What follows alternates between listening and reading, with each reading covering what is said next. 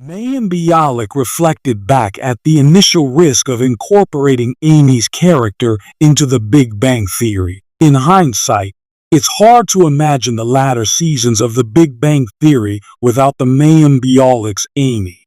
As apart from being a great character herself, Amy's involvement also contributed to Sheldon's growth as a person. However, when she was initially brought into the mix, not everyone was certain whether her character would click with viewers or not. Bialik herself was aware of the risk of introducing Amy's character so late in the game, as by the time she arrived, Jim Parsons' Sheldon Cooper was already a household name.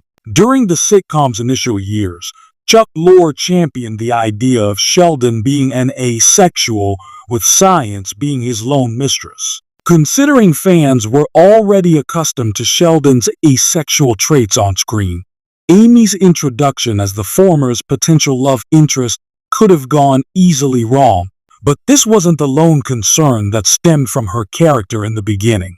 As prior to being offered the gig of Amy, Mayim Bialik confessed that she had no clue about TBBT and Jim Parsons, adding, "I thought it was a game show," considering that she was being constructed as the person who could give Sheldon a run for his money in terms of geekiness.